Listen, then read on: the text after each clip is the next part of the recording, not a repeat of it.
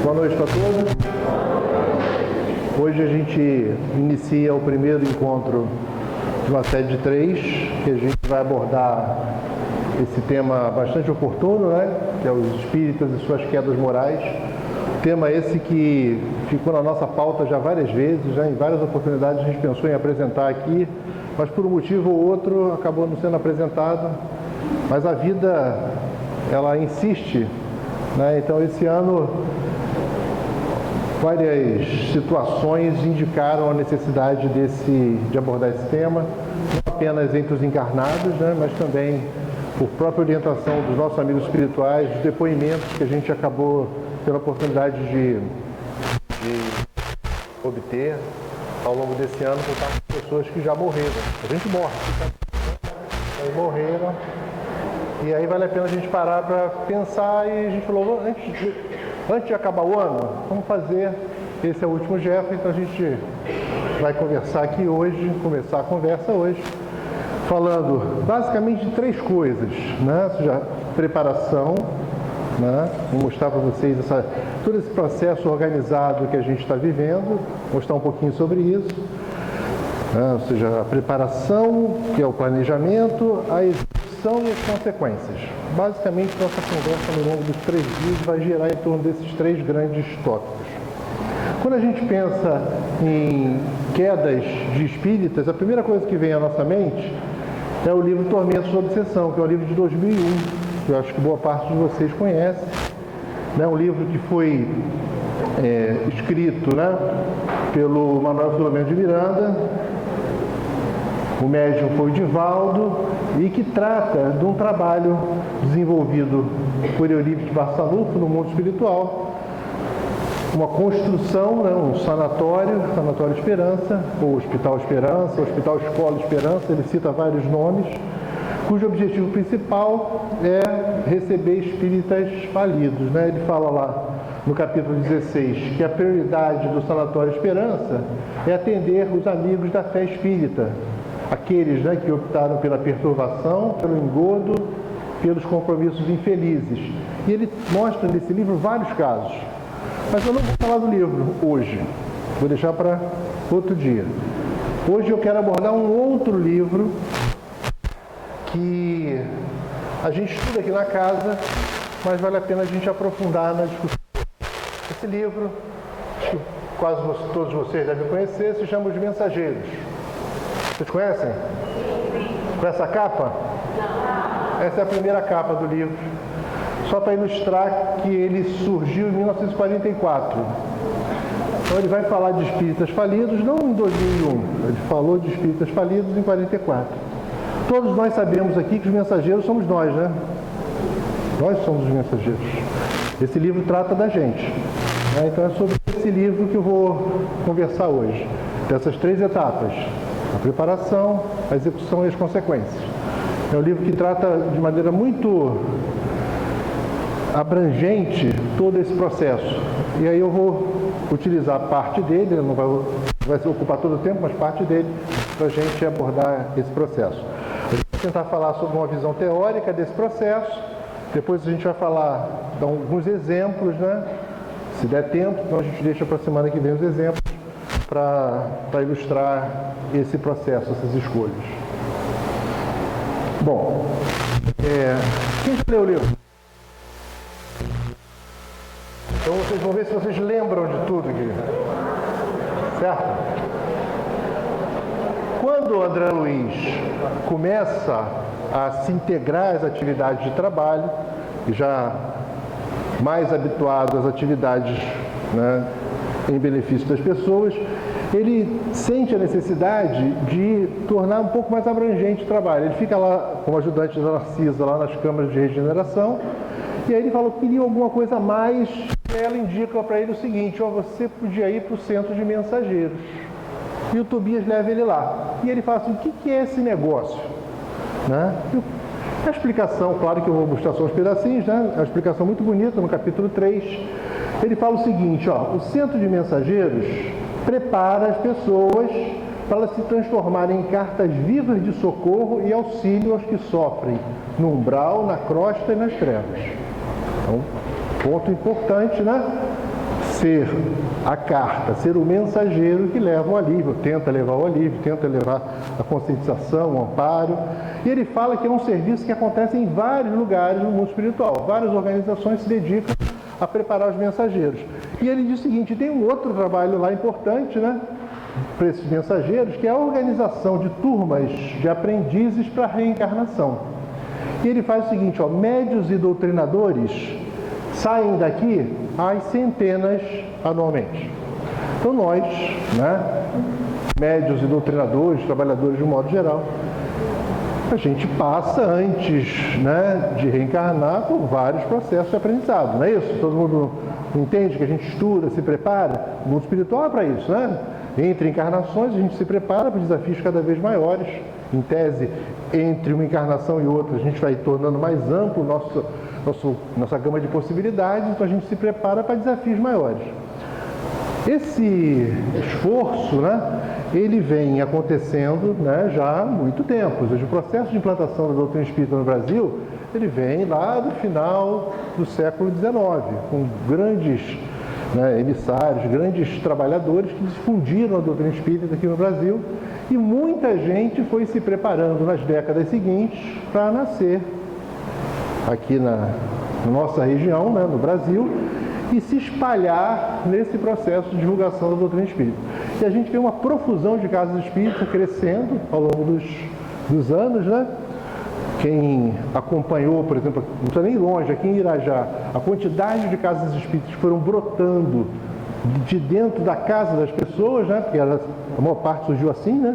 Era uma garagem, era um quarto, e foi crescendo. Esses médios e doutrinadores vêm daí, né? São treinados no mundo espiritual, a gente se prepara para, quando nascer, desenvolver várias atividades. Tem, obviamente, compromissos nossos, pessoais, e tem também nosso esforço coletivo pelo um trabalho maior, e no caso a doutrina espírita tem esse papel tão importante na vida de tanta gente. Eles fazem lá todo um processo de apresentação, né, que eu não vou ficar discutindo isso, até que eles finalmente vão receber as orientações de um camarada com nome bacana chamado Telésforo. Não é bacana esse nome? Nome bacana, né? Não botem nos seus filhos. O Telésforo, ele tem o seguinte objetivo, ele reúne todo mundo, né, que está envolvido nesse processo lá de discussão, de preparação, deve ser um auditório grande, pelo que ele falou, para discutir alguns aspectos desse processo que eu falei para vocês, de preparação, execução e consequência. Ou seja, a preparação no mundo espiritual, todo o processo de execução durante a encarnação, os empecilhos que surgem, as falhas que ele vai observando ao longo das décadas que vão passando. E os exemplos vivos das consequências estão ali presentes, né? Então tem várias pessoas ouvindo ali. E depois André Luiz, na sequência, ele vai mostrando alguns exemplos dessas consequências, ou seja, situação das pessoas. E eu tentei fazer basicamente assim, né? Mostrar como a pessoa se preparou, como ela viveu e o que aconteceu depois. No discurso do Telésforo, que é belíssimo, né? Recomendo que vocês leiam, porque eu acho que são os 2 capítulos lá. Eu tirei algumas frases para a gente refletir, para a gente pensar desse processo, né? Que ele vai explicando lá para o pessoal. Ele fala o seguinte, ó, centenas de companheiros partem daqui anualmente, aliando necessidade de resgate ao serviço redentor, mas ainda não conseguimos os resultados desejáveis. Aí tem um alerta muito importante para todos nós, que é o seguinte: nenhum de nós é um missionário iluminado, fantástico, extraordinário. Ninguém fique deprimido por causa disso, ainda falta muito para a gente. Esse trabalho que a gente vem fazer, esses mensageiros, né, que vem desenvolver um trabalho aqui na Terra, ou na seara espírita, eles conjugam 2 coisas importantes. Eles conjugam a sua necessidade individual de resgate, ou seja, as questões pessoais que ele precisa amadurecer, esse é o objetivo da encarnação, né? Amadurecer como espíritos imortais que somos, junto ao serviço redentor, né? Ou seja, eu não estou fazendo o serviço redentor porque eu sou fantástico e extraordinário. Eu estou fazendo o serviço redentor porque a vida generosa está me dando uma oportunidade única. Me preparou para uma tarefa extremamente nobre de ajudar outras pessoas e me ajudar nesse processo e amadurecer nesse processo. Então, quando ele discute, né, o assunto e explica para as pessoas, ele diz o seguinte: olha, o processo de preparação que a gente desenvolve aqui com vocês não acontece porque vocês são fantásticos, acontece porque vocês precisam. E vocês trabalhando bem, vocês conseguindo aliar o esforço nesse serviço redentor, você também pessoalmente está contribuindo para o seu resgate pessoal. Essa imagem é importante todos nós guardarmos, porque se nós não somos indispensáveis, e não somos mesmo porque o trabalho vai ser feito, nós somos importantes no contexto do trabalho. E, olhando para o outro lado, o trabalho é muito importante para mim. O trabalho é fundamental para que eu possa aproveitar a encarnação. A gente vai ver, né, ao longo das semanas, algumas histórias que mostram como a gente cai quando negligencia o trabalho, quando negligencia a oportunidade de buscar o serviço redentor. Nós, né, somos pessoas, nessa encarnação, extremamente privilegiadas pelo conhecimento que adquirimos. Então, o conhecimento espírita nos dá condição de enxergar a vida de uma maneira tão fantástica, tão ampla, que a responsabilidade que repousa sobre nossos ombros é enorme. Então, a gente tem que estar muito atento. Então, nosso amigo Telésforo, com seu jeitinho tranquilo, continua dizendo para a gente: a maioria do que ele vem treinando tem fracassado ruidosamente. Alguns alcançam resultados parciais. Raríssimos conquistam algum êxito nos delicados mistérios da mediunidade e da doutrinação. Eu fiz um gráfico aqui, raríssimo está aqui, ó. Esperemos que de 1944, quando foi escrito isso para cá, tenha melhorado, né? Mas só conversando com o Telésforo, eu não, se conheço, não lembro. Então, ilustra bem essa preocupação, ou seja, quantos de nós temos a oportunidade, já que centenas vão sendo liberados anualmente para trabalharem, né, com médios, doutrinadores e tantos outros trabalhos, quantos de nós estamos realmente aproveitando a oportunidade? E ele vai continuar falando, né, para as pessoas sobre esse processo de preparação e tentando mostrar quais são as principais causas das quedas. Em um momento a gente vai estar aqui analisando a situação de quem quer que seja. Até porque não é objetivo de nenhum de nós analisar o outro. Tudo que for dito aqui, for analisado, for verificado, os próprios exemplos que vão ser citados, servem para que cada um faça a sua autoavaliação. Mas ninguém consegue evoluir pelo outro. Então, o que a gente está fazendo aqui é trocar informações, experiências, para que a gente possa, cada um, refletir e ver onde pode estar correndo risco de cair. Esse que é o foco nosso. Quando a gente mostrar os exemplos, né, são de pessoas fictícias que a gente não conhece. Pode ser semelhante a A, ou B, ou C. Nunca vai ser o objetivo nosso analisar A, ou B, ou C encarnado. Tá? A gente vai falar dos mortos. Né? Os mortos já declararam suas quedas. Nós estamos em curso e precisamos estar muito atentos para não cairmos. Quando eu falei nisso para vocês, que eu fui instigado a apresentar esse trabalho esse ano, é porque o que a gente obtém de informações do mundo espiritual é que a gente tem falhado muito. Então, por isso é o alerta para todos nós. O que ele fala? A causa geral dos desastres mediúnicos é a ausência da noção de responsabilidade e da recordação do dever a cumprir. Se fala aqui o tempo todo, né, de responsabilidade, de disciplina, né, de pontualidade, de assiduidade. A gente fala isso o tempo todo. Então é muito importante que a gente entenda que isso tem um peso muito grande. Né? Quando ele analisa a questão das encarnações, e a gente vai mostrar alguma coisa para vocês mais à frente, fica claro o seguinte, que todas as encarnações são complicadas. Por isso tem aquele resgate ali do lado. Nenhum de nós está aqui com encarnações simples. Ninguém espere que a encarnação seja completamente facilitada por todos os meios existentes. As encarnações, elas são justamente instrumentos para testar, para fazer com que você consiga superar os obstáculos e se tornar cada vez mais capaz. Então, precisamos ter uma responsabilidade muito grande diante da tarefa na casa espírita. Lidar com o mundo espiritual é algo extremamente sério. Estamos aqui, alguns encarnados presentes, e uma multidão de gente aqui desencarnada olhando para a gente aqui, tá? E nem todos estão com bons olhos, né? Muitos olham sombriamente. Ainda bem que eu não estou vendo, mas eles estão olhando, né, de maneira muito questionadora, né? Nas últimas semanas eles fizeram vários questionamentos, né? Por quê? Porque isso é chave para que o plano das sombras não consiga se materializar no dia a dia de nossa caminhada.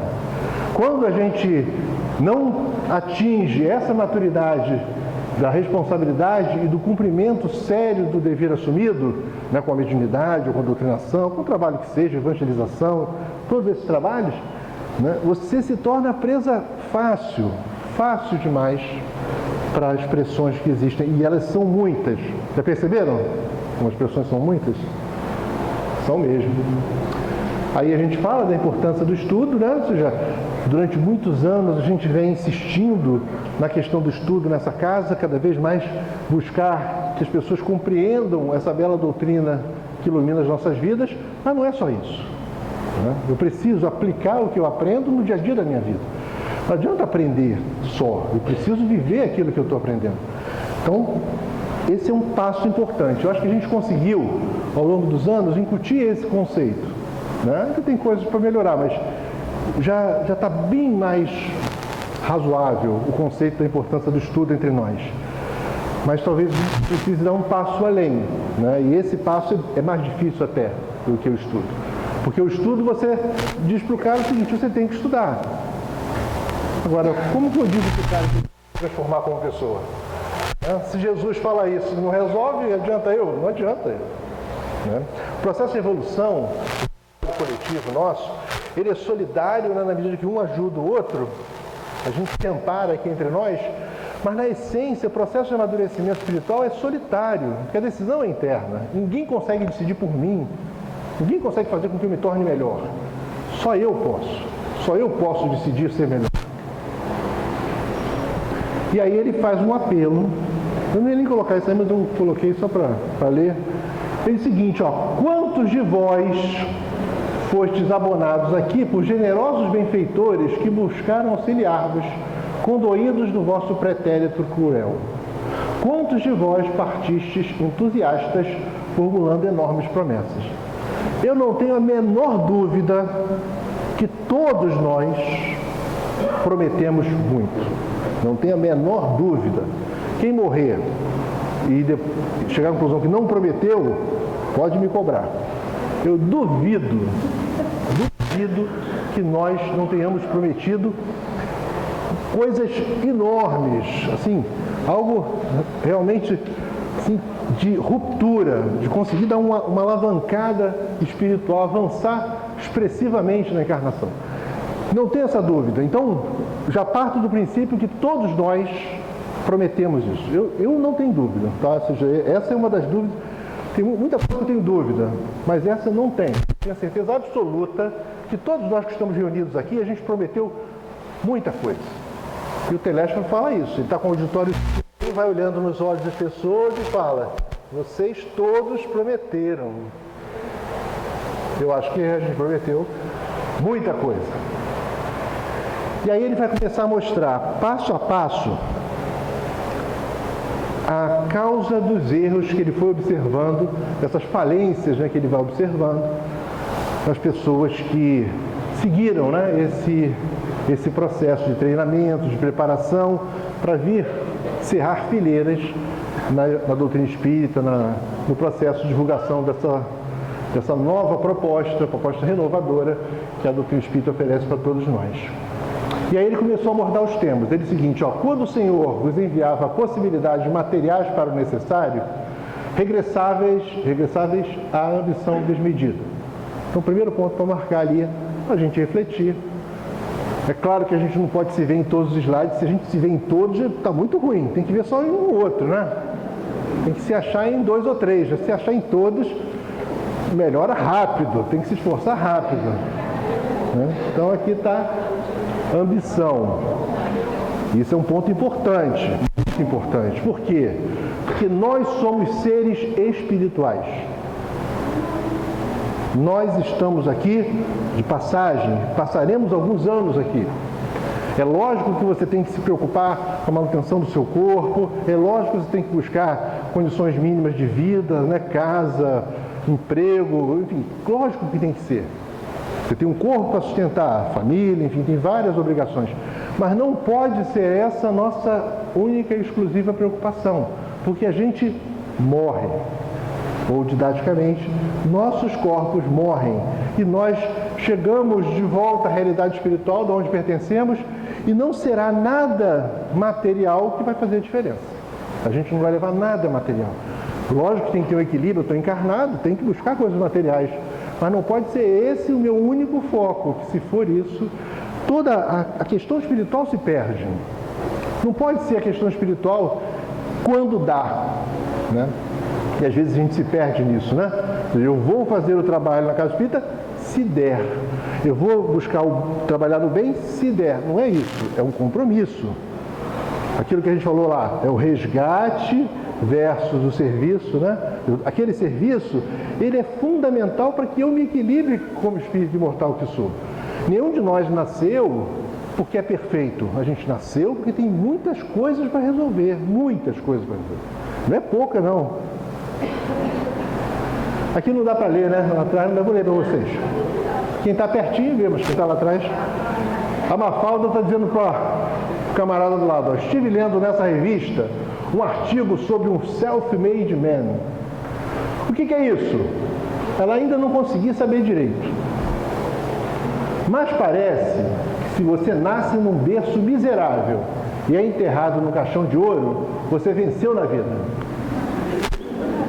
A gente sabe que não é isso, né? E a gente não pode se perder nesse tipo de coisa. Tem que achar o equilíbrio na nossa vida. Não dá para viver 100% espiritual, porque a gente não morreu ainda, né? Mas eu tenho que equilibrar a minha vida, porque a vida passa muito rápido, o tempo passa célere demais, né? É impressionante a velocidade com que a vida passa.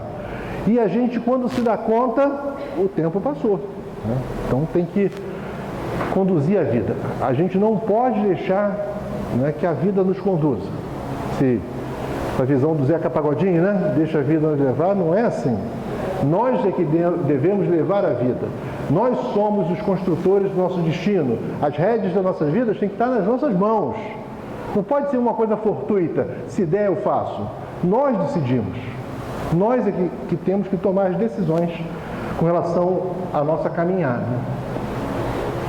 Ante o acréscimo de misericórdia do labor intensificado, agarrastes a ideia da existência cômoda. A gente não nasceu para descansar. Às vezes à vontade, né? Muita vontade.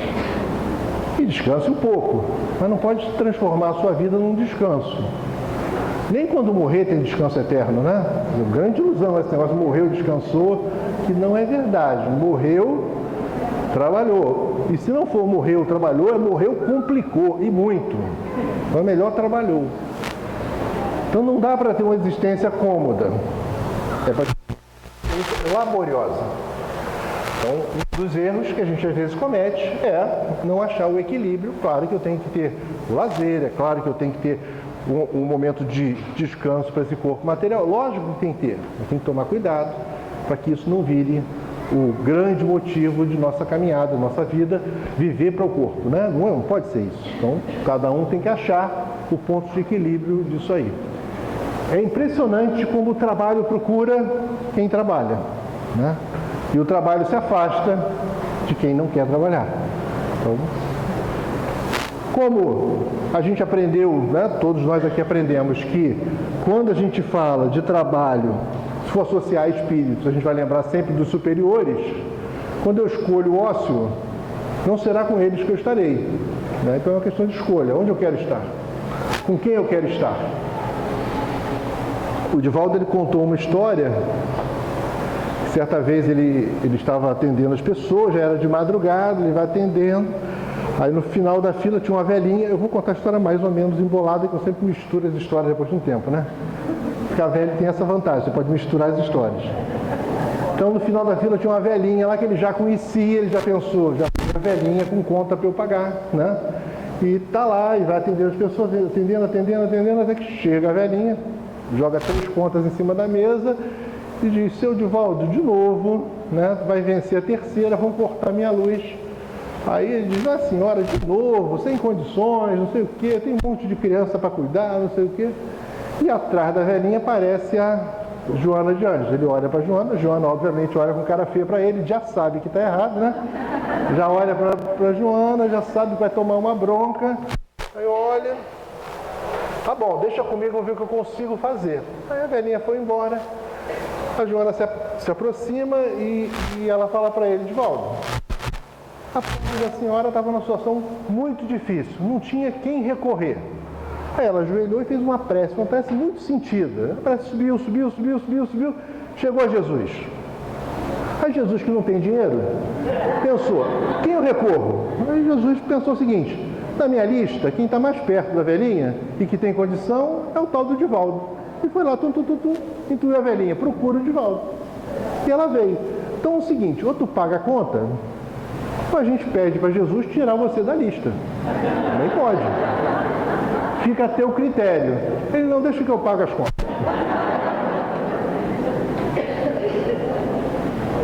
Ele diz, o nosso amigo Telésforo: junto às experiências afetivas, preferistes os desvios sexuais. Um dos grandes problemas que a gente enfrenta.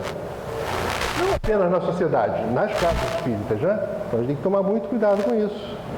Porque as tentações diversas acontecem e os riscos são muito grandes. Muito grandes. Você jogar fora uma encarnação inteira por conta de ilusórias sensações, ilusórios momentos de um prazer efêmero que não vai perdurar. Então, toma cuidado, que é um motivo de queda muito grande. Um dos exemplos que eu vou abordar para vocês é vinculado a essa área. Ao lado da família, voltastes à tirania doméstica. Eu sou um cara, gente boa pra caramba aqui dentro da casa espírita, e em casa não. Não dá para ser isso, né? Você tem que ser a mesma pessoa em qualquer lugar. Até porque, como um dia esse corpo morre, eu me mostro como eu sou. Eu não sou aquele cara, gente boa. Eu sou esse ali, ó. Eu tenho que me tornar alguém melhor em qualquer lugar.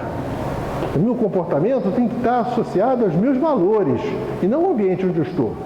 Se eu estou diante de pessoas que eu considero superiores a mim, eu sou subserviente. Se eu estou diante de uma pessoa que é inferior a mim, eu chuto ela, né? O poder, ele é arriscado nesse sentido, né? Porque muitas vezes ele revela isso, né? Se alguém que parece tão humilde, tão tranquilinho, dê poder a ele e ele sai assim. A gente não pode enveredar por esse caminho. Porque o poder é um perigo se a gente não souber usá-lo bem, né? A gente se desconcentra por coisas bobas, né? E a gente perde todo o nosso tino, toda a nossa sintonia com coisas mais elevadas, coisas espirituais. E a gente está aqui para buscar subir cada vez mais o nosso nível vibratório. Quando eu passo por algo semelhante e me desarmonizo, é óbvio que a minha frequência vibratória cai, eu me torno improdutivo no trabalho. Eu venho aqui aplicar um passe e eu estou isolado, fico balançando minhas mãos à toa. Eu vou trabalhar como médium e vou ser um médium da perturbação minha. Eu vou trabalhar como doutrinador, vou ser isolado. Porque o que eu falar não serve para o espírito. Vou dar trabalho para os desencarnados. É bom para eles, né? Os doutrinadores desencarnados vão ter um mérito. E eu vou estar ali fingindo que estou fazendo alguma coisa. E depois de um ano eu digo, fui todas as reuniões, trabalhei muito esse ano. Trabalhou? Trabalhar algo muito mais profundo do que simplesmente comparecer. Comparecer é importante, mas eu tenho que estar sempre no meu melhor eu. Eu não posso estar no eu qualquer. Eu tenho que ser pelo menos o melhor que eu posso. E amanhã ser melhor do que sou hoje. E tentar ser melhor. A Casa Espírita não é um ambiente para pessoas perfeitas. Não tem pessoas perfeitas aqui. Temos um monte de gente doente. O nosso exército é mambembe. Nós somos o exército Brancaleone. A gente tem um monte de falha, um monte de defeito. E a gente, apesar disso, realiza coisas extraordinárias. Porque a gente compensa as nossas dificuldades com a vontade, com o interesse, com o desejo firme. Quando eu converso com desses líderes das sombras, eles falam, eu não acredito que vocês consigam fazer isso, porque vocês não têm condição. Eu digo, eu sei, mas a gente faz. Porque a gente, apesar de tudo, vai tentando suplantar nossas limitações. Eu não posso me render a isso. Eu tenho que ser melhor, eu tenho que tentar ser melhor. E para ser melhor, eu tenho que exercitar esse ser melhor em todos os momentos da minha vida, em todos os lugares onde estiver. No ambiente de trabalho, na casa, no centro espírita, em qualquer lugar. Eu tenho que ser a mesma pessoa. Até porque eu não posso me enganar. Eu posso enganar qualquer um. Mas isso é um grande erro. Porque a verdade vem à tona. E o dia que ela vier à tona, todo aquele pretenso avanço espiritual cai por terra. E isso é um risco muito grande. E aí é que as sombras apostam. Elas apostam nesse processo onde a gente finge ser o que nós não somos. Então é melhor a gente se mostrar como é, com nossas imperfeições, e trabalhar para melhorar, do que fingir ser alguém que não somos ainda. Aos interesses da vida eterna, sobrepusestes as sugestões inferiores da preguiça e da vaidade. Então, preguiça e vaidade. Vaidade, a gente fala o tempo todo, o risco que é, né? Você faz uma palestra muito bacana, a pessoa vem, puxa, muito legal, não sei o quê, você fala, legal, e acabou. Né? Não é para ir para casa pensando, eu sou fantástico, sou extraordinário. Né? A pessoa fez espiritual e ficou boa, né, por um problema sério que ela tinha de muitos anos, ela olha para você e fala, você me ajudou, e você pensa, não fui eu. Se você acreditar que é você é o cara que resolveu isso, você está liquidado espiritualmente. Liquidado. Porque nenhum de nós é fantástico e extraordinário, nenhum de nós aqui é. Tá? Somos candidatos ao bem, temos um caminho a percorrer. E a nossa força é justamente dimensionar essa capacidade que temos. Nem achar que nós somos vermes rastejantes, porque nós não somos vermes rastejantes, nem achar que nós somos seres iluminados, esquecidos aqui na Terra. Nós somos pessoas em processo de elaboração, em processo de preparação. Como se a gente tivesse uma plaquinha na cabeça dizendo assim, em obras. Estamos trabalhando para melhor atendê-lo. É isso que a gente é. Nós somos pessoas em processo. Então, quando eu acho que sou eu, o cara que resolve tudo, fantástico, sozinho, eu estou perdido. Nós somos parte de uma grande equipe. Ora faz uma coisa boa, ora o outro, ora o outro, e juntos se soma um trabalho com a equipe espiritual e tudo mais, que faz com que o objetivo seja atingido. E aí o Sig pergunta, ele pergunta para você, Sig, por que você é tão preguiçoso? Ele diz, não sou preguiçoso, só estou racionando energia pelo bem do planeta. O preguiçoso, ele sempre tem uma desculpa, já viu? O preguiçoso, às vezes, ele é criativo, ele bola um negócio para não fazer esforço, né? Então ele usa a inteligência para o bem, às vezes. Né? Mas tem que tomar cuidado, porque a preguiça pode ser doentia, né? Pode chegar uma hora que isso vai atrapalhar você nesse processo de crescimento, de amadurecimento espiritual.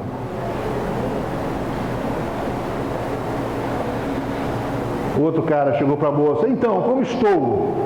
Ela disse, difícil dizer, só consigo ver do lado de fora. Pelo menos do lado de fora ele está arrumadinho, né? Arrumou, trato. É importante se arrumar do lado de fora também, né? É importante tomar banho, escovar o dente, sempre é importante também para o trabalhador da casa espírita fazer tudo isso. Como médiuns, muitos de vós preferis a inconsciência de vós mesmos. A gente precisa, como eu disse antes, tomar as rédeas das nossas vidas, da responsabilidade que nós temos sobre nossos ombros. Nós temos grandes responsabilidades, seja no que tange a nossa participação no trabalho, seja no que tange as questões individuais nossas. Então, precisamos estar sempre buscando enxergar a nós mesmos no contexto em que estamos inseridos. O que estou fazendo? Como eu estou contribuindo? Às vezes a gente passa mais tempo, né, atrapalhando do que ajudando. A gente precisa enxergar o nosso papel e ajudar. Porque a vida passa, como eu disse, rápido demais. E quando a gente para pensar, já passou. Então tem que tomar cuidado. Já dizia Sartre, o inferno são os outros. E a gente sabe que, na verdade, para nós, o inferno está em mim. Meu inferno está aqui dentro. Ou o meu céu. É questão de escolha, é uma questão de construção. Eu construo em mim o céu, ou eu construo em mim o inferno. Depende fundamentalmente de como eu estou caminhando nessa encarnação, como eu estou construindo essas minhas relações, o quão consciente do meu papel e a aplicação no dia a dia da minha vida eu estou. Precisamos estar sempre extremamente atentos a cada passo que a gente dá. Como doutrinadores, formuláveis conceitos para exportação, jamais para uso próprio. A gente tem uma resposta pronta para os outros e tem que viver, nós mesmos vivermos aquilo que a gente já sabe. Eu sou um cara que defendo o estudo o tempo todo, vocês já ouviram falar isso milhões de vezes, né? Mas eu digo para vocês que no meu modo de ver hoje, eu acho que a gente já tem conhecimento suficiente para mudar isso. Claro que vai ter que continuar estudando. Não estou dizendo que não vai parar de estudar, não vai continuar estudando. Mas não é falta de estudo que faz isso. É falta de conscientização. Eu preciso me conscientizar que, na verdade, o que eu aprendo é para mim. Não é para exportar. Eu venho assistir uma palestra e digo que palestra legal, pena que fulano não veio.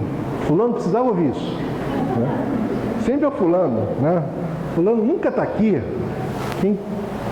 Para mim não serviu, mas é bonita a palestra. Então, tomar cuidado, parar de ficar ouvindo as palestras para os outros e tentar ouvir a palestra para a gente, né? Estudar para a gente, ver o que se aplica em mim, onde eu posso ser útil, onde esse conceito pode ser útil. Então, quando a gente doutrinar, né, quando tiver a oportunidade de conversar, tentemos trazer essas palavras para nós mesmos.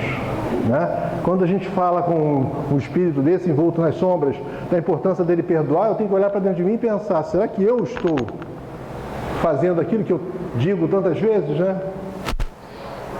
Algo a se pensar. Não olvidemos o Calvário de Nosso Senhor, convictos de que toda saída dos planos mais baixos deve ser uma subida para a esfera superior. E ninguém espere subir espiritualmente sem esforço, sem suor e sem lágrimas. O que o Telésforo está falando para a gente é que não é fácil, é trabalhoso. Nós, quando entramos na escola de mensageiros, quando reencarnamos aqui na Terra e buscamos uma casa espírita, quando ouvimos tantas palestras, aprendemos tantas coisas, estudamos, a gente talvez não tenha atentado para o fato. Mas aí eu ressalto aqui para a pessoa atentar para o fato. Essa escolha é uma escolha para almas fortes. Não é para sentar e dizer, tadinho de mim. É para encher o peito, levantar a cabeça e dizer, ó, apesar de tudo isso, apesar de todas as circunstâncias, as dificuldades que cada um está experimentando, eu preciso subir essa escada espiritual. Eu vou me esforçar. Eu vou tentar suar tanto para chorar menos. Mas se não der para suar muito, eu vou suar um pouco, chorar um pouco, e na medida que o tempo vai passando, quero chorar menos e suar mais, e vou caminhando. Porque se eu achar que dá para sentar no degrauzinho aqui, a vida passa e eu não avanço. Vai morrer, vai voltar lá para o auditório e vai ouvir o Telésforo falar de novo toda essa palestra. Vai decorar a palestra do cara. Vai dizer, deixa que eu faço, porque falar eu sei, não sei viver, mas falar eu sei. Tantas vezes que eu já ouvi esse negócio.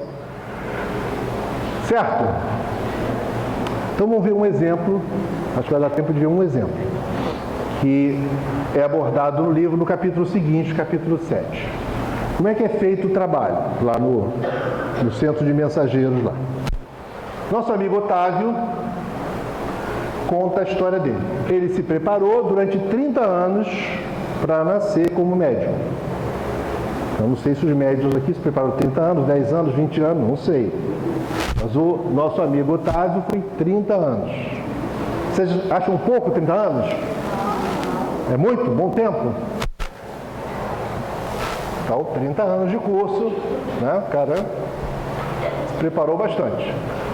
E ele conta o seguinte, ó, 6 camaradas se movimentaram para ajudá-lo. Então ele tem uma gratidão grande por 6 pessoas que intercederam por ele, no sentido dele poder ter a oportunidade de se preparar para trabalhar como médium, reencarnar, ter a bênção do esquecimento. Tem gente que fala, eu queria saber o que eu fui em outras encarnações. Não façam isso. Porque se nós não somos grande coisa agora, quanto mais para trás você vai, pior fica. Ninguém era bom ou ruim. Então, vai para trás, a decepção é muito grande. Então, esquece o que foi e vamos pensar o que somos. Só de olhar o que somos, dá para a gente ver que o que a gente foi não foi bom. Ele ia ter o corpo, no planejamento lá, o corpo rigorosamente sadio. E aí, certamente aqui no auditório tem um monte de gente cacarecado, né? Saúde debilitada, sabe o que é o valor de um corpo sadio. Os que estão com o corpo sadio não se dão conta disso, né? Nem valorizam isso. Então hoje agradeçam a Deus o corpo sadio e os doentes agradeçam porque podia ser pior. É que a misericórdia é muito grande, então ela dá sempre um desconto. Porque se fosse pagar a conta total, ia ser complicado. Ele ia ter um trabalho de relevo na esfera de consolação às criaturas. Trabalho de relevo na esfera da consolação às criaturas é o que a gente faz. O atendimento fraterno. Isso é um trabalho de relevo, na visão espiritual. Não vai sair na primeira página de um jornal, não vai ganhar um prêmio Nobel, nada disso. Mas esse é um trabalho de relevo espiritual. O bem que a gente dissemina, a esperança que a gente infunde no coração das pessoas, o coração que se acalma, isso é um trabalho de relevo. Se a gente recordar como isso é importante para nós quando a gente chegou aqui, né? O que a gente faz para aqueles que chegam é impressionante o valor que isso tem. Há um tempo atrás, eu fiz uma pesquisa, alguns de vocês devem ter preenchido, que era o seguinte, para a pessoa escrever, eu tenho uns papeizinhos na recepção, a pessoa escrever quem é a pessoa ou quem foram as pessoas que a receberam aqui na casa e o que isso representou para ela. São histórias bacanas demais. E de pessoas anônimas. A gente sabe muito todo mundo, mas digo assim, anônimas, eu digo assim, a maior parte de vocês não conhece. Tu conheceu, tu não vai conhecer. Porque elas fizeram e fazem trabalhos de relevo.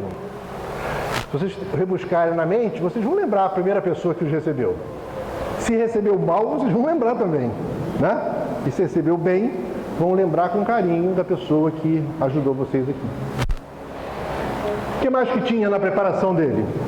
Por questões dele, né, que aí detalha, o casamento não estava programado para ele naquela encarnação.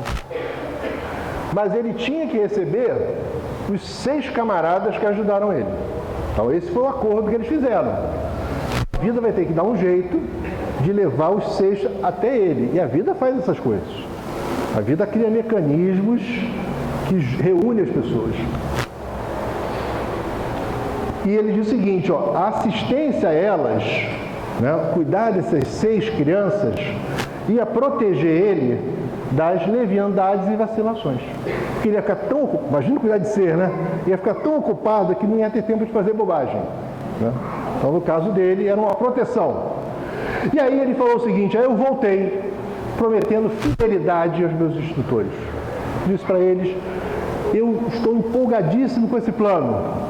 Vou fazer tudo ao meu alcance para conseguir nessa encarnação viver essa proposta de renovação que foi planejada meticulosamente durante 30 anos, pelo menos 30 anos.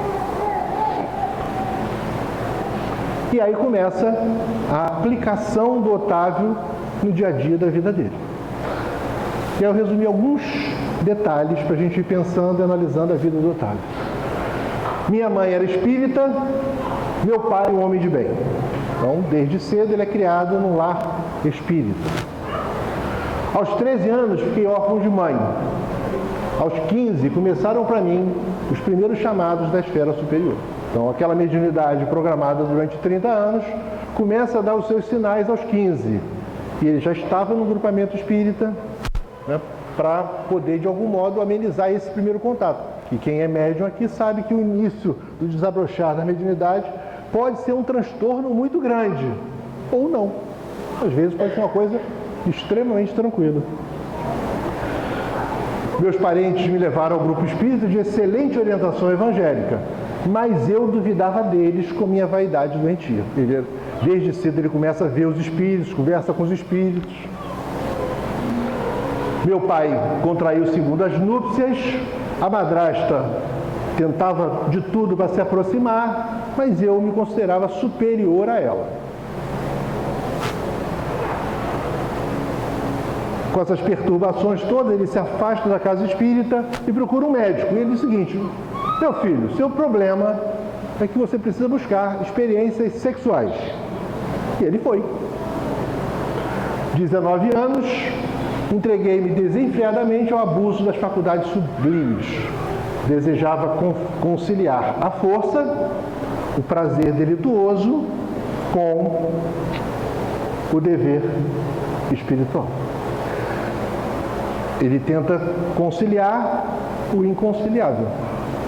Esse trabalho que ele planejou durante 30 anos, o que foi planejado para ele, muito provavelmente foi planejado para ele, é incompatível com a vida, né, diante do prazer delituoso ou de qualquer desvio grande.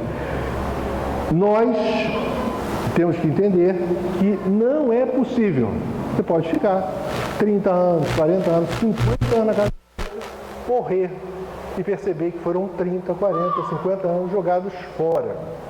Porque a gente precisa ter coerência entre o que a gente fala e o que a gente vive, entre o conhecimento que nós temos, como expressamos esse conhecimento no dia a dia de nossas vidas. O que mais que aconteceu? Pouco mais de 20 anos, o pai morre. O pai morre. A moça tinha já alguns filhos quando casou com o pai, tiveram outros filhos, totalizou 6. Não tinha o pai, está agora a mãe, a madrasta dele, com 6 filhos. Eles têm posses, né? Mas ele, naquelas experiências todas, cometia uma ação menos digna e fui obrigado a casar-me pela violência. Então, em 1900, tanto, né, início do século XX, 1900 e pouquinho. Aliás, não deve ter sido no final do século anterior até, né? Porque 30 anos se preparando, deve ter passado uns anos perturbadinho. Então, a esposa era inferior à minha condição espiritual e o cara que reencarna é afim dela, né? Tem uma afinidade com ela. E aí a situação passou a ser a seguinte: releguei à rua 6 carinhosas crianças, cuja convivência seria decisiva para a minha segurança moral, e passei a conviver com a esposa e o filho, que estavam relacionados espiritualmente, mas de baixa envergadura espiritual, e ele diz: eles se incumbiram da vingança. Atormentaram-me ambos até o fim da existência, quando aqui regressei, mal tendo completado 40 anos, roído pela sífilis, pelo álcool e pelos desgostos. Viu como a gente reconstrói o nosso destino? O planejamento dele era ter com ele aqueles 6 que foram decisivos no processo de preparação da encarnação dele, mas a partir das decisões que ele foi tomando, o que aconteceu? Ele afasta os caras, os 6 que ele tinha ligação espiritual, se aproxima de outros de baixa envergadura espiritual. Ou seja, o propósito dele na encarnação de se dedicar aos 6, não ter o casamento no seu roteiro, cai por terra e ele desaba. E aí ele faz, já agora no mundo espiritual, a análise da situação dele. Vou usar as próprias palavras dele, depois a gente faz uma análise nós aqui mesmo. Ele dizia o seguinte, ó, eu não desconheci o roteiro certo.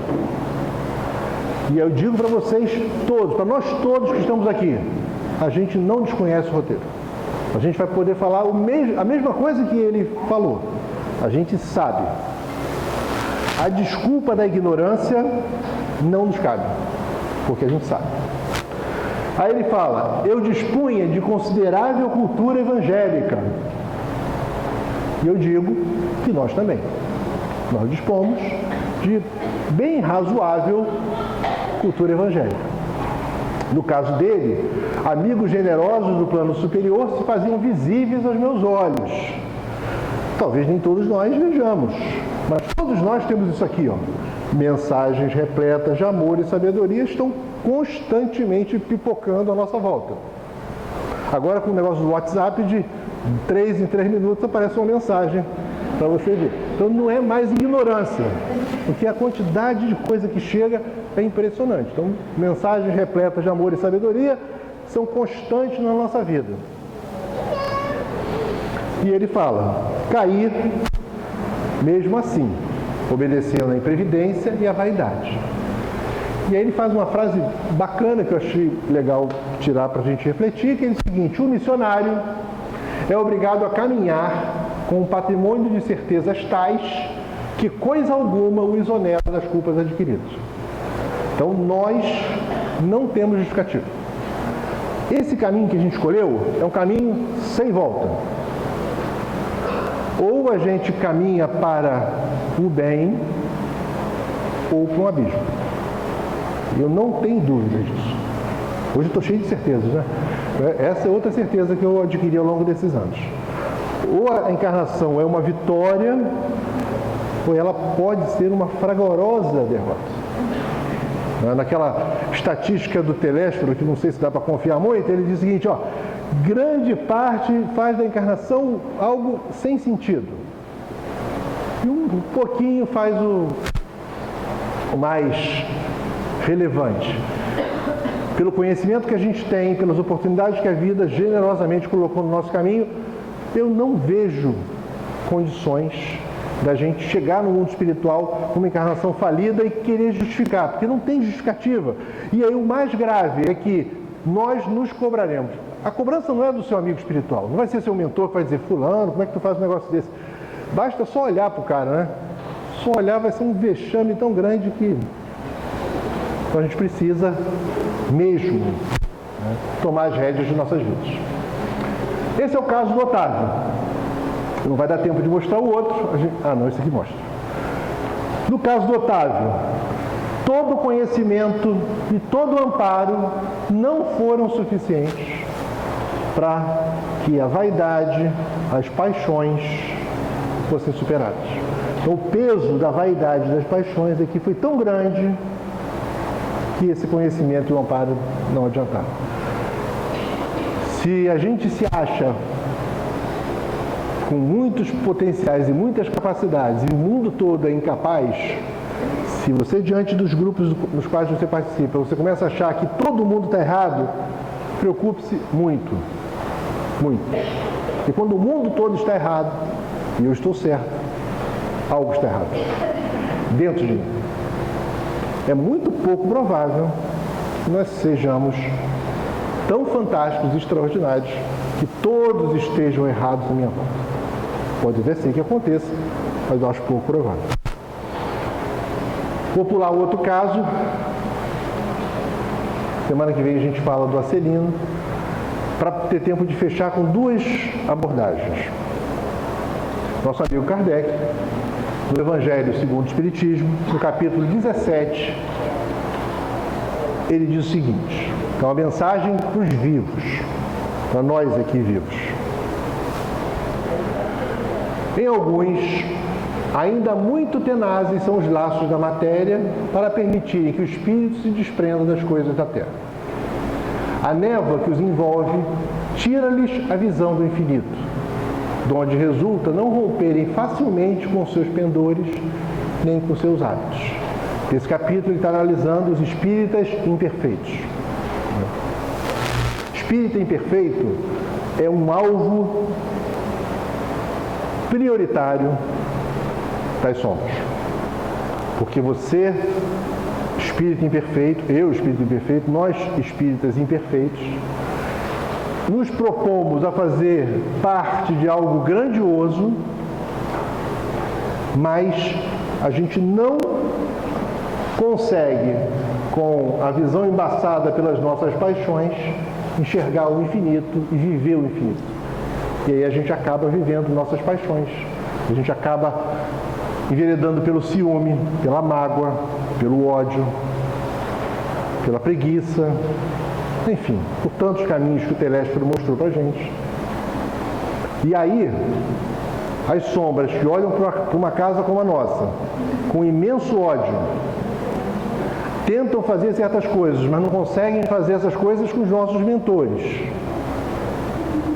Vão olhar para onde? Nós, espíritas imperfeitos. Então, se tem que passar o trator em alguém, serão os imperfeitos. Então, não sejamos os espíritas imperfeitos. Então, a mensagem para a gente é pegar o capítulo 17 do Evangelho, dar uma folhadinha ali, dar uma lida todo dia, porque a gente não pode aceitar a ideia de se tornar um espírito imperfeito, porque esse é o cara que o trator passa, é o primeiro. Não que os outros estejam isentos das pressões, não. A pressão é para todo mundo, ainda bem. E divide, né? O CPF de vocês, todos, o meu de vocês, está anotado. Todo mundo aqui está anotado. Hoje, especialmente, que tem tantas sombras aqui junto, que vieram participar, assistir, mais um motivo para se preocupar com o CPF espiritual de cada um. Cada um atente o seu CPF espiritual, porque a conta vem. E para terminar nossa conversa de hoje, falar não para nós aqui vivos, vamos falar para os mortos. Agora, deixar uma mensagem final para eles.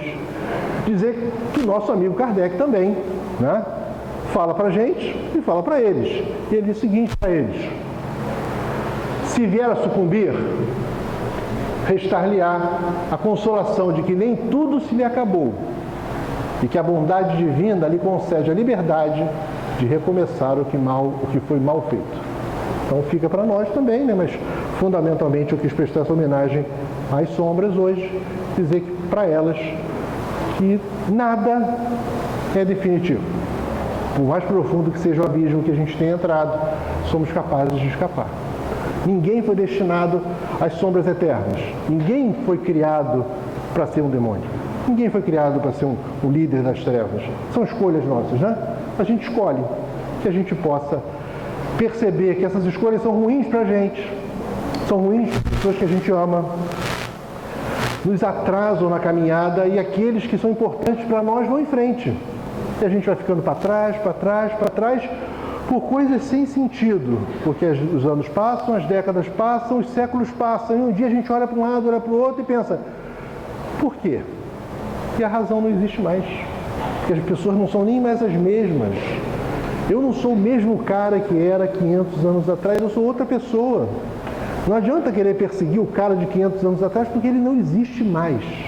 Então as sombras estão procurando, às vezes, ilusões que não existem. Então, o recado para eles, que a liberdade de recomeçar é uma oportunidade que Deus oferece para todos nós. Todos nós estamos destinados à paz, destinados a construir esse mundo melhor dentro de nós. É uma questão de escolha, que nós sejamos capazes de escolher bem.